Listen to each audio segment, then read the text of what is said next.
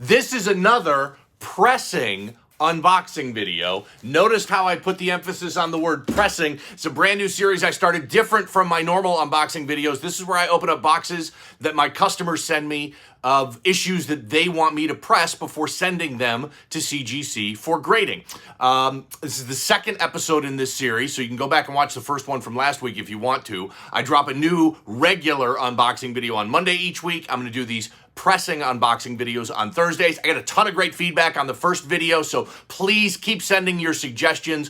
What I'm going to include in every video is a little bit of a deeper dive into at least one or two issues where we can see the flaws a little bit more clearly and talk about those. And then I got a lot of requests for tips and tricks. So let's start there. One of the requests was for how to ship raw ungraded magazines.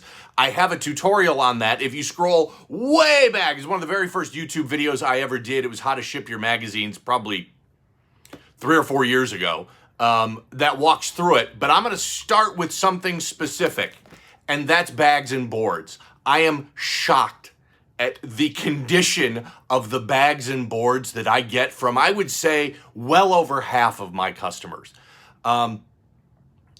Let's start here. You want to purchase magazine-sized bags and boards. Make sure they are, say, magazine-sized. Not comic size, not Life magazine size, not any other size other than magazine-sized bags and boards. I like the BCW ones, and I like the ones that are resealable. Here's another tip. Do not tape the flap down on the back. You should never do that, especially when you send them to me, but when you're storing them for yourself, you should never put tape. And for God's sakes, don't use Scotch tape or masking tape. If you feel like you have to tape it, then use painter's tape. You do not want anything sticky anywhere near your issues, because here's what happens. You put the Scotch tape on there, and then you go to open it, and now you've got this little tab of Scotch tape hanging off with a sticky part on the back, and so when you go to pull the magazine out, you run the risk of the cover of that magazine getting caught on that tape and it being ruined. Buy the resealable ones, and if you feel like you have to secure that flap, tuck it in after you put the magazine in there. But I really recommend the resealable magazine size bags and boards. I buy the BCW ones. They seem to be really good. Here's another suggestion. These are cheap. They're like, I don't know, 25, 50 cents each when you buy them in bulk. Use ones that aren't beat to hell. I see ones that come in that are, the bag is filthy, the board is filthy. I had one where there had been some sort of staining on the board, the backer board, and there was a magazine in there, and that stain transferred from the backer board to the magazine. I could not get that stain off of there, and it seriously damaged and dramatically affected the grade of that issue. It was a really nice issue too, very collectible. Don't do that. Buy some. If they're getting a little junky, throw them away and get some more. It is a very inexpensive way to give you a very good chance at getting the best grade possible. Dirty bags and boards are not a good idea. Okay, let's get into the box.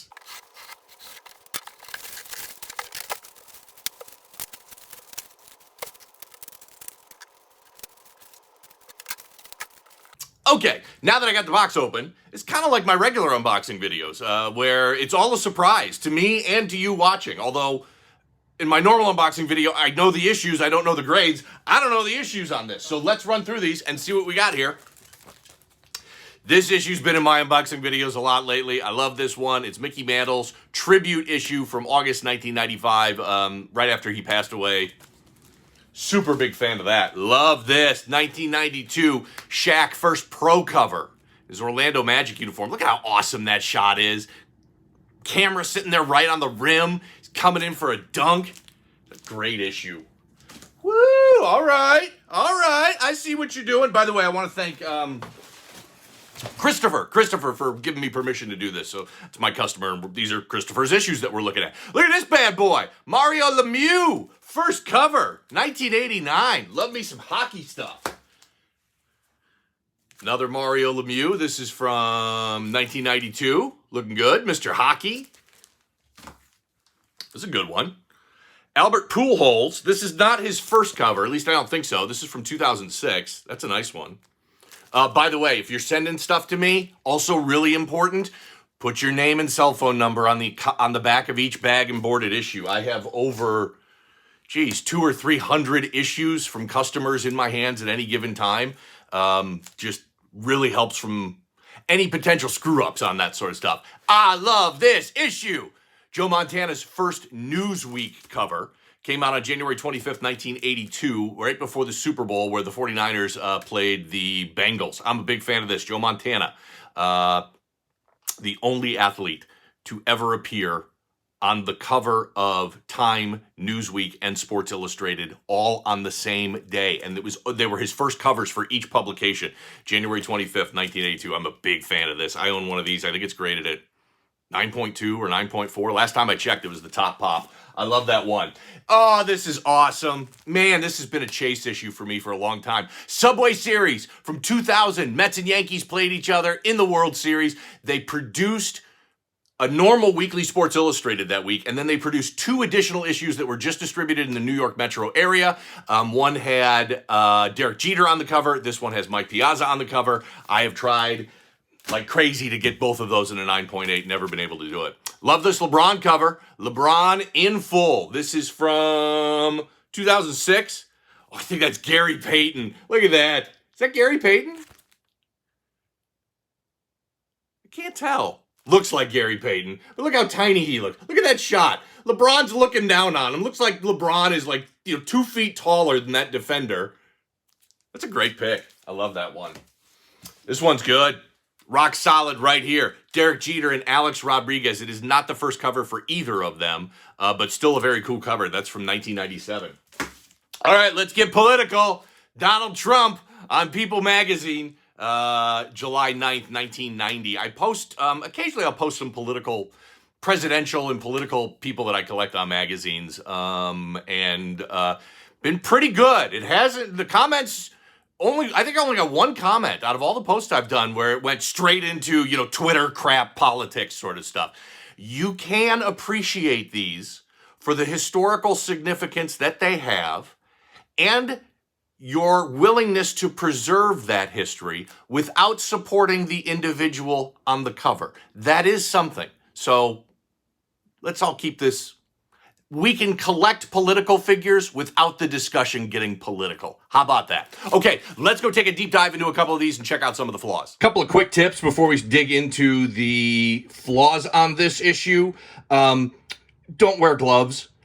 Somebody beat me up on Twitter or TikTok or something like that because I handle raw magazines without gloves. Professional graders don't wear gloves. You need that tactile feel. It's almost impossible to turn the pages when you wear gloves. You can easily snag a corner when you're wearing gloves. Just wash your hands really well immediately before you handle your raw magazines. But gloves are not recommended. Also, when you're looking at flaws on magazines, get that backer board in at the centerfold. It gives it a lot of support. So there's a flaw right there. We got a soft corner.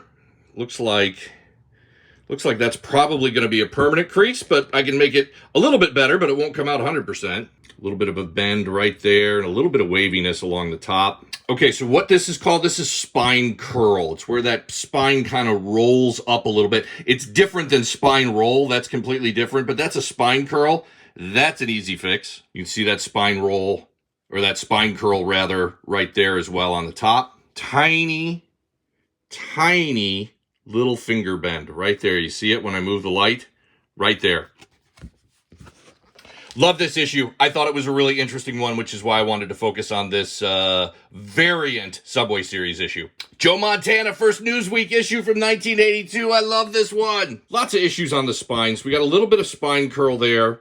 Color break's not going to be fixed, but those spine ticks should get better. You can see just a little finger bend right there.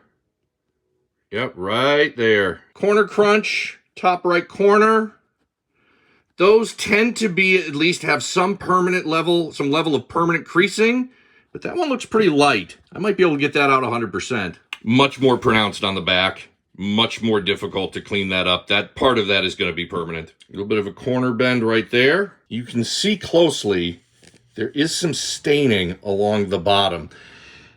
It's likely one of two things. It's either mold or foxing. Foxing is a fancy word for oxidation. That is not going to come off during the cleaning process. Still a great issue. And this one, for all the flaws I pointed out, in really, really good shape. That's it for this week's pressing unboxing video. Still need your feedback on this series. What do you want to see more of? What do you want to see that's new that I'm not doing? I try and drop one every Thursday, regular unboxing videos on Monday.